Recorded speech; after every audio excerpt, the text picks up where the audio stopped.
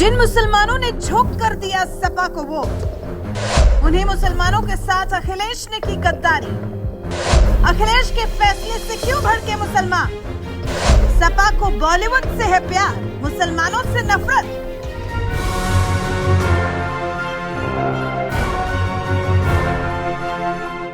याद करिए साल 2022 का यूपी विधानसभा चुनाव। एक तरफ जहां बीजेपी थी तो वहीं दूसरी तरफ समाजवादी पार्टी। दोनों के बीच छिड़ी सियासी जंग में यूपी के मुसलमानों ने समाजवादी पार्टी पर भरोसा जताया और अखिलेश के लिए झोंक कर वोट दिया। लेकिन बदले में उन्हें अखिलेश से क्या मिला, ये सबसे बड़ा सवाल है। क्योंकि बात जब सपा नेताओं को राज्यसभा भेजने की आई तो अखिलेश ने 3 उम्मीदवारों को मैदान में उतारा। जया बच्चन, रामजी लाल सुमन और आलोक रंजन। इनमें से एक भी उम्मीदवार मुस्लिम समाज से नहीं था। बस यही बात अब मुस्लिमों को खटक रही है। नेताओं से लेकर पत्रकारों तक हर कोई अखिलेश के इस फैसले का विरोध कर रहा है।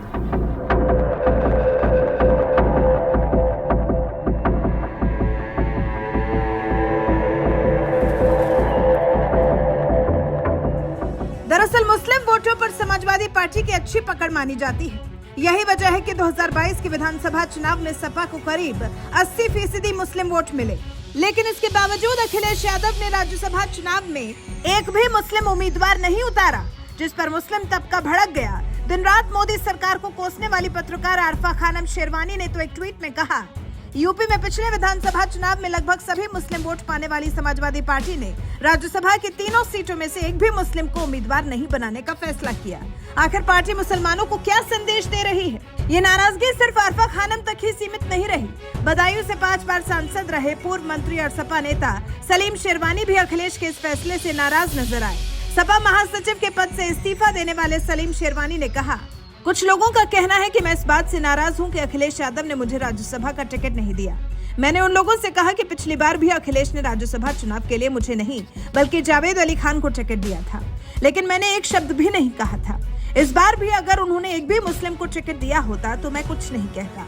लेकिन मेरे विचार से उन लोगों को पूरी तरह से नजरअंदाज करना जिन्होंने आपको 80% वोट दिया है, बहुत बहुत गलत है और समुदाय का अपमान है। हैदराबाद के सांसद और AIMIM अध्यक्ष असदुद्दीन ओवैसी ने तो सपा को वोट देने वाले मुसलमानों को लताड़ने के साथ ही अखिलेश यादव के PDA यानी पिछड़ा दलित अल्पसंख्यक फॉर्मूले की भी धज्जियां उड़ाते हुए कहा कि यूपी के PDA के A वोट दीजिए और दरे बिछाएं आप लोग, क्योंकि आप कोई फिल्मी एक्टर नहीं है कि जिसको 4 बार राज्यसभा भेजा जाए। करिए जवानी कुर्बान, लेकिन अपने लिए राज्यसभा में 1 सीट मत मांगना भैया से।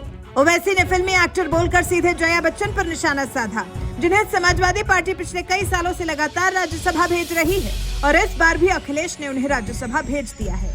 लेकिन किसी मुस्लिम को राज्यसभा भेजना बेहतर नहीं समझा। यही वजह है कि विपक्षी नेता और पत्रकार से लेकर अपनी पार्टी के नेताओं तक से इन्हें विरोध का सामना करना पड़ रहा है। इतना ही नहीं, जिन 3 उम्मीदवारों को अखिलेश ने चुनाव लड़ाया, उनमें से सिर्फ जया बच्चन और रामजी लाल सुमन ही राज्यसभा पहुंच सके। सपाई विधायकों की बगावत की वजह से पूर्व IAS आलोक रंजन हार गए। यानी एक तरफ अखिलेश ने चाहे इस चुनाव में एक भी मुस्लिम उम्मीदवार नहीं उतारा, तो वहीं दूसरी तरफ जिस बीजेपी को मुस्लिम विरोधी बताया जाता रहा है, उस बीजेपी के राज में खुद CM योगी ने दानिश आजाद को अपनी सरकार में मंत्री बनाया, जबकि मोदी सरकार ने कश्मीर के गुलाम अली खटाना को राज्यसभा भेजा। इसी बात से समझ सकते हैं कि मुस्लिम समाज का असली हितैषी कौन है। बहरहाल बम्पर मुस्लिम वोट पाने के बावजूद अखिलेश यादव ने किसी मुस्लिम को राज्यसभा भेजने के बजाय फिल्मी एक्टर जया बच्चन को राज्यसभा भेजा है। इस पर आपका क्या कहना है? अपनी राय हमें कमेंट कर जरूर बताएं। साथ ही PM मोदी ने कुछ ही महीनों पहले पसमानदा मुसलमानों को लेकर क्या कुछ कहा था, आइए आपको सुनाते हैं। ये वोट बैंक की राजनीति करने वालों ने हमारे जो पसमानदा मुसलमान भाई बहन हैं, उनका तो जीना भी मुश्किल करके रखा हुआ है। वो तो तबाह हो गए, उनको कोई फायदा नहीं मिला है। वे कष्ट में गुजारा करते हैं, उनकी आवाज सुनने के लिए कोई तैयार नहीं है। उनके ही धर्म के एक वर्ग ने पसमानदा मुसलमानों का इतना शोषण किया है, लेकिन इसके ऊपर कभी देश में चर्चा नहीं हुई। जो पसमानदा मुसलमान है, उन्हें आज भी बराबरी का हक नहीं मिलता। उन्हें नीचा और अछूत समझा जाता है। इसी समाज में मैं मुसलमान समाज की बात कर रहा हूं। मुसलमान भाइयों में जो हमारे पसमंदा भाई बहन हैं, जो पिछड़े हुए हैं, मैं उनकी बात करता हूं। पसमंदा मुसलमान मोची होते हैं, भिस्ती होते हैं, जोगी होते हैं, लाल बेंगी होते हैं, भटियारा होते हैं, मिरासी होते हैं, डफाली होते हैं, मुकेरी होते हैं, मदारी होते हैं, जुलाहा होते हैं, लंबाई होते हैं, बेदा होते हैं, बामणिया भी होते हैं, छिया होते हैं, लहरी होते हैं, हल्दर होते हैं, सिकदर होते हैं, कितनी ही जातियां।